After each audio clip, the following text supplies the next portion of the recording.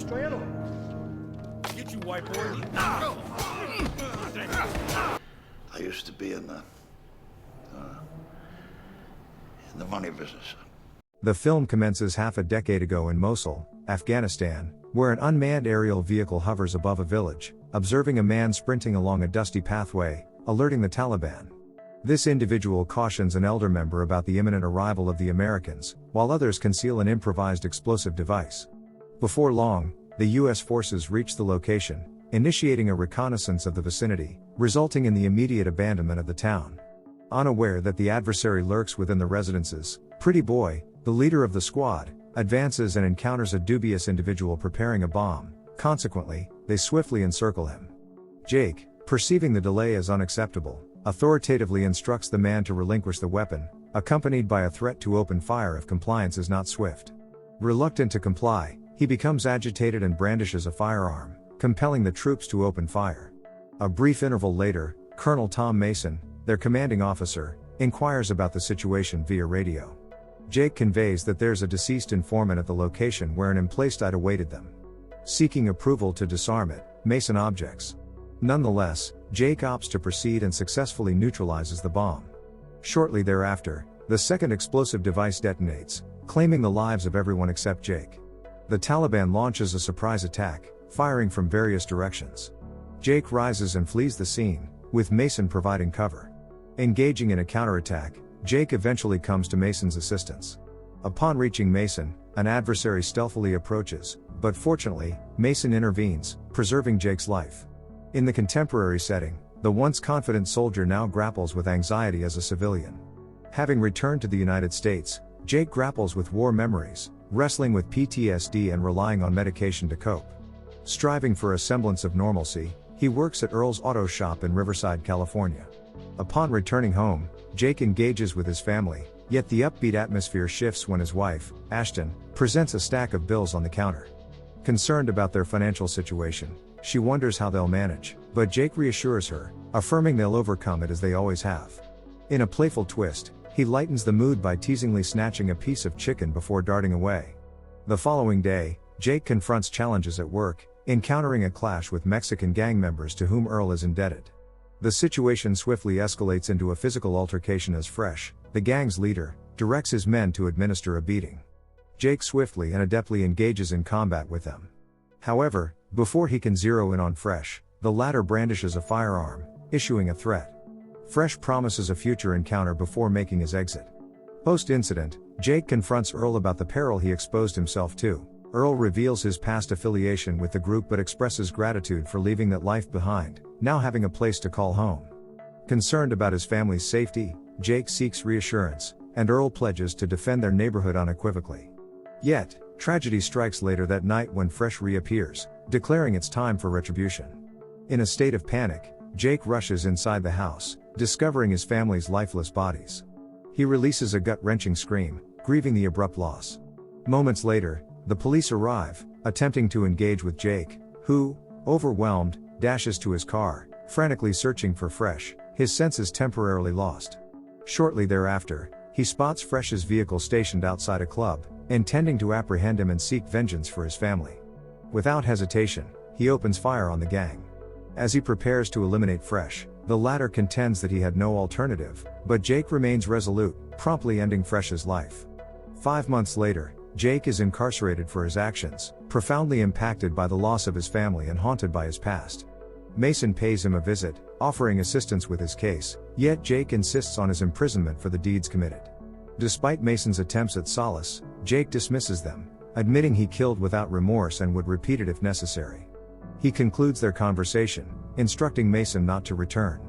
Following this, an unexpected visitor named Ramsey, overseeing a private task force, arrives. Jake promptly rejects him without allowing an explanation. That evening, individuals wearing masks infiltrate his cell, abducting him. Shortly after, Ramsey unveils himself as the mastermind behind the abduction, commending Jake's impressive record. He presents a choice: endure imprisonment or embark on a new path by joining his unit.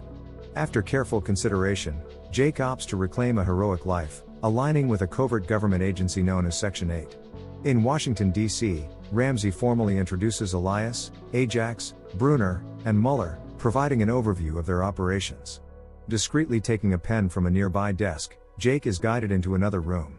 Ramsey elaborates that Jake's official identity is declared deceased, and a new alias and backstory await him. As Ramsey departs, the team initiates Jake into their ranks. Ajax initiates conflict by provoking him into a fight. Initially hesitant, Jake eventually retaliates, nearly injuring Ajax's eye with the pen. A sudden flashback of his family crosses his mind, affording him a moment to regain composure. Subsequently, Jake embarks on his inaugural mission alongside Muller. She briefs him on the target, Alejandro Castillo, a defense contractor doubling as a black market arms dealer. The objective: retrieve a schematic file and eliminate Alejandro before he sells it to the Russians. Upon reaching Mexico, they locate Castillo in a warehouse, engaged in a meeting with Johnny, a Russian negotiator. While immersed in conversation, Jake discreetly dispatches a guard. The ensuing commotion grabs their attention, pitting them against each other. The misinterpretation intensifies, resulting in gunfire, and Jake seizes the opportunity to discreetly eliminate any remaining survivors. Subsequently, he subdues the injured Castillo, secures the files, and departs, sparing 2 innocent women. Upon returning to their headquarters, Ramsey admonishes him for jeopardizing the mission's integrity by leaving survivors. He issues a threat to return Jake to prison unless he complies. Jake is then dismissed, and Muller provides an assessment of his performance, offering praise, though Ramsey remains dissatisfied. The following day, Locke swiftly infiltrates a hotel with the task of eliminating a target familiar with Ramsey. Despite bribery attempts, Locke remains unswayed and proceeds to carry out the execution. As he exits, suspicions arise among the guards, prompting a pursuit. Effortlessly overpowering the authorities, he escapes in a car he stole. Simultaneously, Jake relocates to a new residence, stumbling upon a photograph from his time in Afghanistan. The image triggers memories of a conversation with Mason, leading Jake to hold himself responsible for Mason's injury. However, Mason imparts wise words to alleviate Jake's guilt. Subsequently, Muller encounters Jake in a pub, and they forge a connection over drinks. Inquiring about Ramsey, Jake receives a claim of ignorance from Muller. Undeterred, he seeks her personal narrative. Instead of delving into her association with the army, she discloses her past reprimand for striking a commanding officer. Before long, Ramsey briefs them on their latest mission, targeting State Senator Jim Graham. The goals involve acquiring digital data from a sensitive case and eliminating the designated target. Muller is tasked with retrieving the files, while Jake is assigned to surveillance, with the others serving as reinforcements. The strict security measures are emphasized, indicating a potential need for combat. Upon their arrival in California, disguised as landscaping personnel, Muller incapacitates the guards in the room, triggering security alarms that compromise the mission. With their cover blown, Jake pursues Graham while Muller attends to the files. Jake corners Graham but hesitates, recognizing his family ties. Unfortunately, Ajax catches up and promptly eliminates Graham. That night, Jake is profoundly affected by Graham's words, unable to escape memories of his wife. Due to his indecision, he becomes a target of Section 8. Masked individuals infiltrate his residence to track him down, but fortunately, he manages to elude them.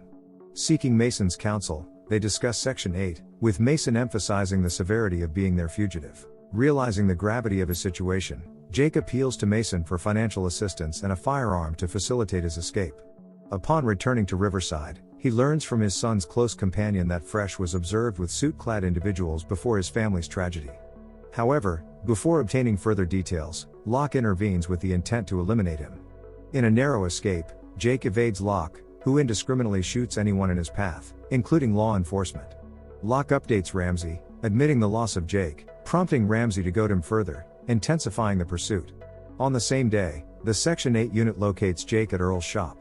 Jake fiercely contends for his survival against Elias and Brunner, managing to overcome them successfully. However, Ajax proves to be a formidable adversary, nearly gaining the upper hand, and Jake narrowly avoids being stabbed. Fortunately, Mueller intervenes, fatally shooting Ajax. Post-battle, Earl hands Jake car keys, urging him to depart before the authorities arrive. Inside the car, Jake and Mueller engage in a heated discussion about mutual distrust. Desiring closure, Jake inquires about Ramsey's whereabouts. They journey to Montana, where Ramsey is scheduled to meet congressmen. Attempting to sneak into a cabin, Jake is unexpectedly knocked unconscious. Upon awakening, he finds himself bound to a chair, Ramsey before him and Mueller beside him.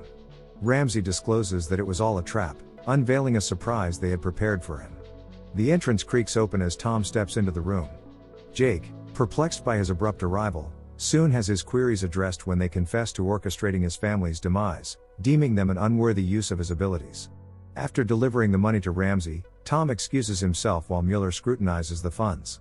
Returning discreetly, he liberates Jake and reveals the truth: he was contracted to dismantle Section 8. The alarm sounds, signaling Ramsey's men. Despite facing superior numbers, the formidable pair swiftly overpowers their adversaries. Upon cornering Ramsey, Jake articulates his desire to witness his demise.